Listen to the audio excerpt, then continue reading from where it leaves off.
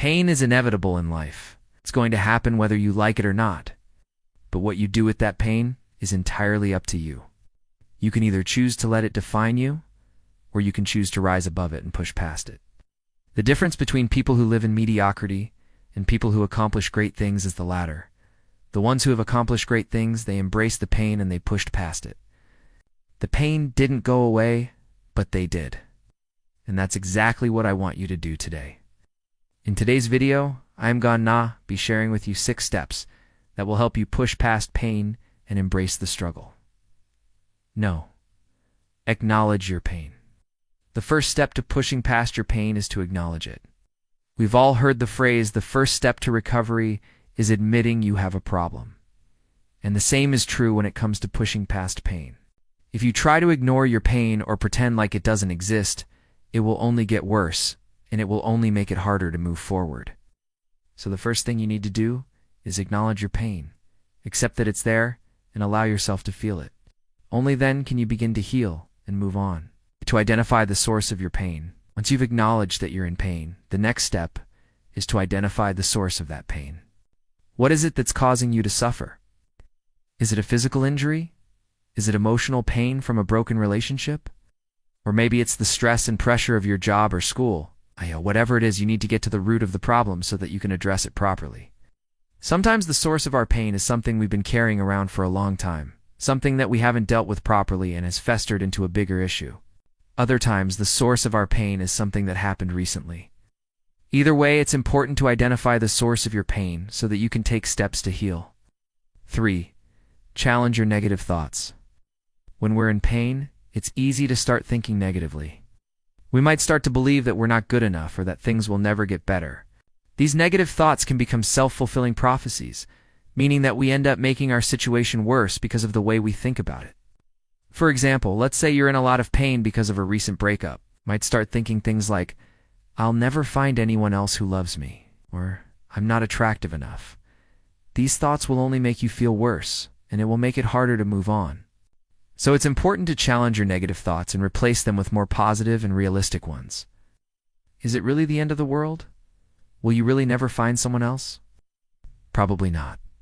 Will you be okay if you don't get that promotion?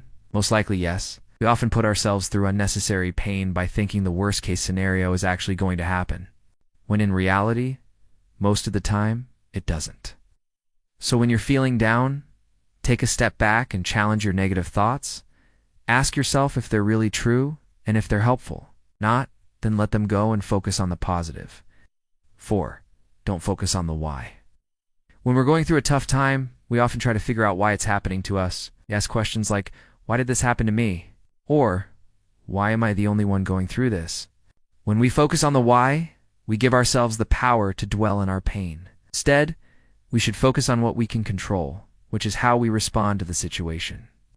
As Viktor Frankl said, between stimulus and response, there is a moment. And in that moment, our growth and development as human beings lies. It isn't our power to choose our response. And in our response lies our growth and our freedom. So instead of asking why, ask yourself, what can I do? Even if you don't have all the answers, even if it feels like there's no light at the end of the tunnel, just keep moving forward. Trust that things will eventually get better.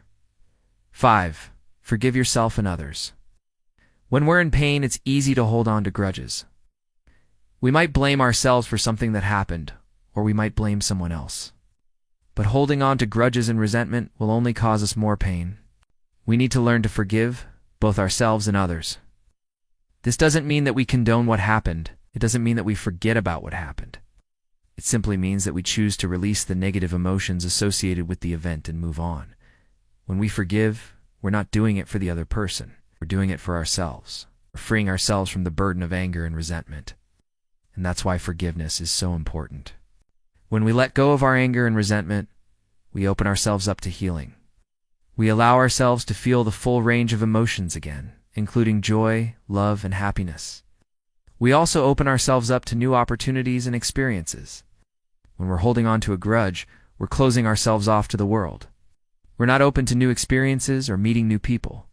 But when we forgive, we're setting ourselves free. We're allowing ourselves to live a life full of joy, love, and happiness. 6. Focus on what you can control. When we're in pain, it's easy to feel like everything is slipping away from us. We might lose control over our emotions, our relationships, and our lives in general. But the truth is, there are still some things that we can control.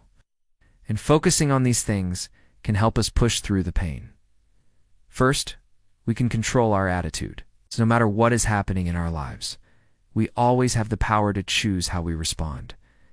We can choose to focus on the positive, or we can choose to focus on the negative. But ultimately, it's our attitude that determines how we experience life. Second, we can control our actions. Just because we're in pain doesn't mean that we should just sit around and do nothing. In fact, taking action is one of the best ways to overcome pain. When we take action, we feel like we're in control of our lives again. We feel like we're not just sitting around waiting for things to happen to us. Finally, we can control our thoughts. Our thoughts have an incredible amount of power over our emotions and our behavior. When we focus on negative thoughts, we only make our pain worse. But when we focus on positive thoughts, we give ourselves the strength to push through the pain. So what can you control in your life right now? What can you focus on that will help you push through the pain? Write it down and make a plan. Then take action. By taking action, you'll feel like you're in control of your life again. And that's the first step to overcoming pain. I know that right now you may be going through a difficult time in your life. You may feel like you're in a lot of pain and that there is no hope for the future. But I want you to remember that you are stronger than you think, have the ability to push past your pain and create the life you want. The first step to doing this is acknowledging that you're in pain and allowing yourself to feel it. It may be difficult to admit that you're in pain, but it's important to remember that you're not alone. Everyone experiences pain at some point in their lives. The key is not to let the pain define you. Instead, use it as fuel to help you grow and become stronger. Embrace the struggle and know that it will pass. Remember that you are stronger than you think.